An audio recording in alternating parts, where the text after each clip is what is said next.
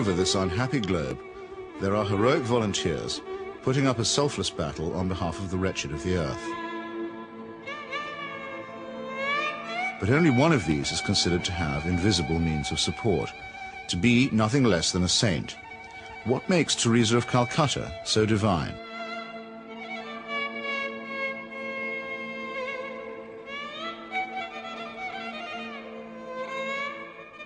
Long before Mother Teresa's helicopter touched down at about 11:20 this morning, the crowds were gathering here at Knock. Among all of you who have made this pilgrimage to Knock this afternoon, we are privileged to have with us as a special guest at this Mass a pilgrim who has come from afar, a woman whose worldwide symbol for goodness and holiness. Not many claims made by the Irish clergy are widely or uncritically accepted, even in Ireland. But the saintliness of an Albanian nun named Agnes Boiaciu is a proposition that's accepted by many who are not even believers. Mother Teresa herself receives extravagant adulation as no more than her due. Of all the women in recent history, no one has captured the public imagination like Teresa of Calcutta. I'm not being facetious, and I'm certainly making no comparison when I say that no woman has made such an impact here since Our Lady herself appeared in 1879. So how did this auction of hyperbole and credulity get started? In that year of grace, 1969, the scrupulously neutral and objective British Broadcasting Corporation permitted that old fraud and mountebank Malcolm Muggeridge to pay a devotional visit to the Calcutta Shrine. Well, Teresa, after I met you in London, really the only thing I wanted to do is to come and see you in your work here. Now I've seen it.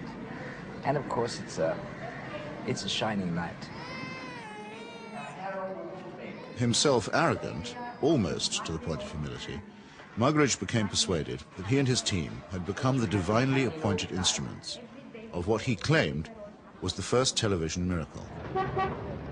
During Something Beautiful from God, there was an episode where we were taken to a building that Mother Teresa called the House of the Dying.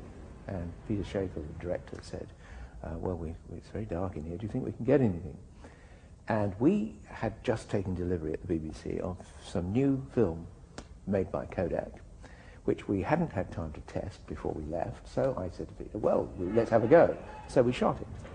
And when we got back several weeks later, a month or two later, we're sitting in the Rushes Theatre at Ealing Studios, and eventually up came the shots of the House of the Dying. And it was surprising. You could see every detail. And I said, that's amazing, that's extraordinary. And I was going to go on to say, 3 cheers for Kodak. I didn't get a chance to say that though, because Malcolm, sitting in the front row, spun round and said, it's divine light. It's Mother Teresa. You'll find that it's divine light, old boy. And 3 or 4 days later, I found I was being phoned by journalists from London newspapers who were saying things like, we hear you've just come back from India with Malcolm Muggeridge, and you were the witness of a miracle.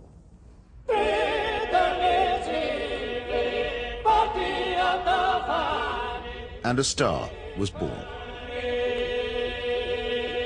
This profane marriage between tawdry media hype and medieval superstition gave birth to an icon which few have since had the poor taste to question. It's like you're actually seeing a living saint. Give a man a reputation as an early riser, said Mark Twain, and that man can sleep till noon. How does the reputation of Holy Mother Teresa look if, just for a moment, we switch off Malcolm Muggeridge's kindly light?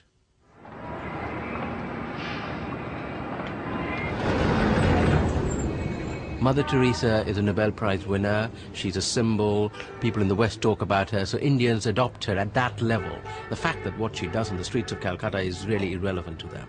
They couldn't care about it, and most of them don't even know. But Mother Teresa is the sort of figure you show to visitors. Mother Teresa's flagship institution is her home for the dying, a hospice which purportedly sweetens the last moments of otherwise destitute lives. My initial impression was of all the photographs and footage I've ever seen of Belsen and places like that, because all the patients had shaved heads. There are no chairs anywhere, there are just these stretcher beds, and they're like First World War stretcher beds. There's no garden, no yard even, no nothing. And I thought, what is this? This is 2 rooms with 50 to 60 men in one, 50 to 60 women in another. They're dying. They're not being given a great deal of medical care. They're not being given painkillers really beyond aspirin and maybe, if you're lucky, some Brufen or something for the sort of pain that goes with terminal cancer and the things that they were dying of. And I thought, what's the point?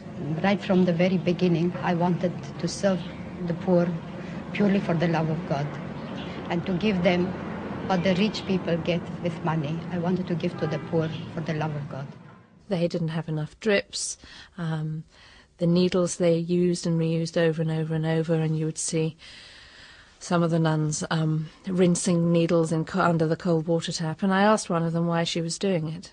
And she said, well, to clean it. And I said, yes, but why are you not sterilising it? Why are you not boiling water and sterilising your needles? She says, there's no point. There's no time.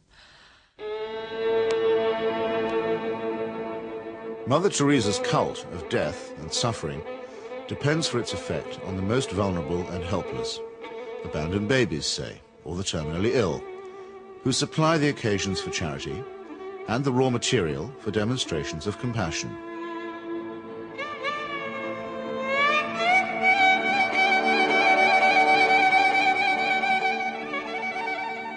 The first day I was there, when I'd finished working in the women's ward, I went and waited on the edge of the men's ward for my boyfriend, who was looking after a boy of 15 who was dying. And an American doctor told me that she had been trying to treat this boy and that he had a really relatively simple kidney complaint that had simply got worse and worse and worse because he hadn't had antibiotics, and he actually needed an operation.